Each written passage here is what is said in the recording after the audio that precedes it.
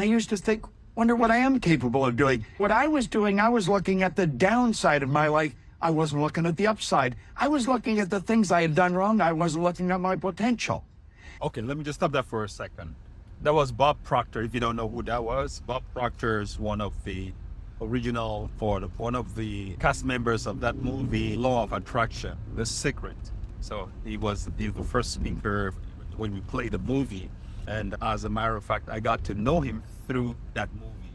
After watching Law of Attraction, I saw Bob Proctor and I started digging deep into his teachings, his philosophy, his ideology, and pretty much he's good at what he does, as the way he talks about the higher faculties, the way he talks about the mind. Even me, well, I didn't look at prayer like that. He was saying that prayer basically is what you focus on, the image you have in your mind, and you see that thing coming true, happening. You acquire it, whatever you desire. You have to basically, using the law of visualization, affirmation visualization, to now see that thing as real. So the image you have in your mind, and when that image is in your mind, that's when it comes to form. That's prayer. That's a form. That's prayer. So I guess it's in the spirit taking form. When I heard that today, I've listened to this guy over and over for years, but hearing the same thing that I've been listening to, but I heard it in a different context.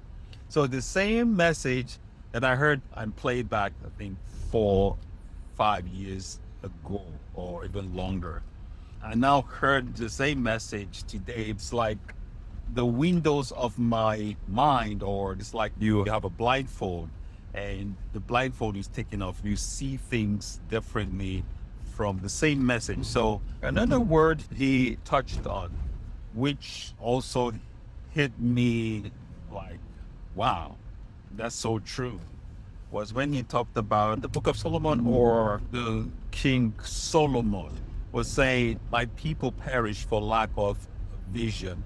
People perish for lack of vision. So he was saying, vision is basically the image you have of something in your mind. The image you have in your mind, that is the vision. Because I don't know, for some reason, I always saw that biblical verse as just in a different context. So the image, let's say you desire anything, the basic needs of human beings are what? Food, shelter, and clothing. When it goes into every other thing, what kind of car and what kind of house, whether in a rich neighborhood, in a poor neighborhood, all that is subjective. That's secondary. The basic necessity is food, shelter, and clothing. So whatever image or whatever your desire, when you have that image, that's your vision. And the vision is what you will manifest, basically. And the vision that you hold in your mind, whether it's positive or negative, what you make real in your beliefs, it's what you definitely would receive. So in rounding up, I'm just going to say, thoughts become things. Thoughts are things. Somebody said, it used to be thoughts are things, but somebody said thoughts are not things. Thoughts are not tangible things. Thoughts are not tangible things. He was giving me his narrative. But my conclusion is thoughts can create things. So whether thoughts are things or thoughts are not things, thoughts can create things. You create everything on the planet was created from thought. I was looking at this house, this building that has been going on for some time. I think it's been going on for maybe a year or something like that. I took pictures of this foundation when it was just foundation. They were just a parking lot there. They started building this project there, and it was foundation.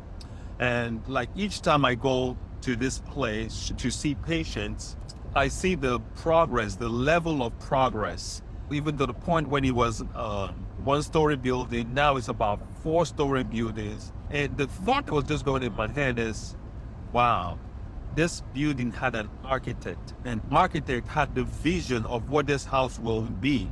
He put this vision down on paper. Now the vision, the plan is what the bricklayers, the construction people put down and lay this construction, these tools one by one, step by step, based on the vision that is on paper.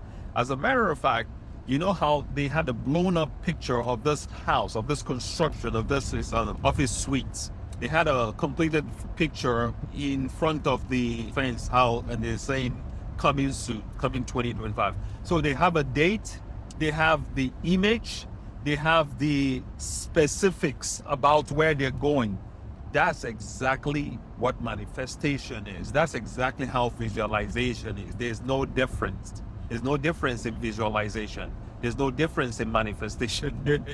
So as an architect will visualize the structure of the building that he's building, that the construction people are going to build.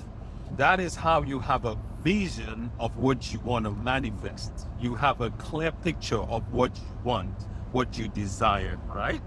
And now, when you have that picture of what you desire, how are you going to talk about that thing? Are you going to have that vision, have that prayer in the morning, and you step out and all day you talk about how hard things are, how the economy is going down, how people are getting sick, how everybody relationship is not working, how this one broke up, this one about to break up, this happened and that happened, and everything we talk about is something negative, okay? Now, you had this day at work or whatever business you do, all your speech all day long was, when you review, it was nothing empowering. Now, you wonder, does manifestation work? How long does it take to manifest this or manifest that? Which I answer by saying, the right question to ask is, what if manifestation works? So the vision that an architect has when he's building a project, which is what plan the construction will follow. They don't deviate from the plan. By the set date of completion, the project will manifest physically.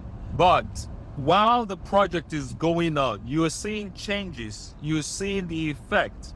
I saw a coworker today, and I was like, wow, you look like you're losing weight. You look slimmer. You look like you've lost weight. And then she goes, oh yes, I've changed the way I eat.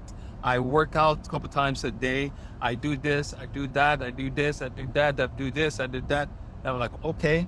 She was like, I'm glad you noticed, because most people here don't even see me like that. I've lost 40 pounds. So she's lost 40 pounds. The people she works with every day don't see it, but I haven't seen her in a while, and I saw it. There was a difference in her appearance. Basically, when you start affirming and using affirmations the right way, which I've talked about a lot here, which is using the 3 Ps, things go into effect. Things are happening. It's like that building. You've started a project. So there's a plan, there's a process, there's a time gap. So this process of transformation is the small things we do every day, which goes unnoticed, unacknowledged, that end up exploding. And then we see people say it's had a transformation. So transformation is not something that happens like that. It's a small process, gradual, daily. You start working out. You go to the gym in the morning, go in the afternoon, you go on Monday, you go Tuesday, you go Wednesday, you go Thursday, or however often you go. The process of going, each time you put in that work, something is happening. You're building that muscle, you're building that body, you're toning that body, you lose shedding of that pounds. Weight is or weight loss or weight gain or fit body, exercise, health and fitness is one of the best way of explaining spiritual principles, explaining the supernatural, explaining the law of mind. The process is a gradual process. You keep affirming, you say the words in the positive tense, present tense, and personal, because the vision was seen in the mind of him, the builder, the personal. It's always in the mind of the visionary, which is you. You are the visionary. It's your vision. It's what you want to manifest. You are the one that will see that picture. You are the one that will sell that dream. You are the one that will sell that vision. That's when it comes into sales. Now you have a vision and you sell it to your team. So you get the vision. You have that inspiration. You have that idea. You have that image. You see that image that you want. The image that you want, your vision. You talk about it morning, noon, night. You fantasize about it. You are obsessed by your vision. If it's to lose weight, if it's to get more money, if it's to have a great relationship, whatever you do, right? That vision, that desire, what you want, you hold it. You are clear about it. You talk about it. You speak about it. You write about it. You think about it day and night. There's no way that thing will not come to pass. Now you begin to understand how the process of being a successful person, of being a wealthy person, of being a successful business, of being a successful blogger, influencer, of being a successful sports athlete, an athlete, that process, that vision, the same principle works. I've talked to athletes and I talked to a football player, someone that has won NFL, has a couple NFL rings. He's a right cornerback for the Oakland Raiders back in his days when he was playing. So he said, before the play, I visualize that the quarterback is going to put the ball here. And this is the man that I'm tackling. If he goes to the right, this is how I'm going to go. If he goes to the left, this is what I'm going to do.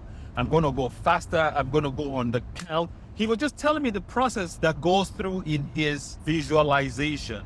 So he visualizes the play. He reads what's going on in his mental faculty. He's visualized it. So when it comes to game day and the quarterback does a certain way, he's already there. He's intercepting plays. He's just phenomenal. He said that is how great players become great. Skill is important. Hard work is important. The visualization is also important. That's what takes average players to great players. Even there was one time Michael Jordan was talking about his process. No, it got to a point now. Michael was so good at what he does, right? So Michael now tells players when they're going to have a game, he's going to tell the defender, he finds out who's guarding him. So Michael tells the guard, look, in the third quarter, this is what I'm going to do. I'm going to dribble the ball to the right and I'm going to go to the left. I'll pass it under my legs, take it around and slam it. Game begins. First quarter, second quarter, third quarter. Michael Jordan does exactly the play, does the same exact thing and dumps it. Now he's like a magician, you would say, or he's like a god. He's like a supernatural being now because this man not only has skills, but he can tell you the future, what's going to happen and exactly how it's going to happen, and he executes it. Anyways, that is how we have to become. That is how I have to become with manifestation. So manifestation is even a journey that I'm going through. That's why I don't talk about what I've not practiced, what has not worked in my life. I don't talk about it. I can share ideas with you. It's a journey, it's a process, it's a real thing. Use affirmations, use the 3 P's: personal, positive, present tense. Enjoy the rest of your evening. This is Ike Onwuoha. I hope you were looking and following the links in my bio and see what's going on. All right, I'm out of here. Enjoy your evening. It is well. Affirm, affirm, affirm.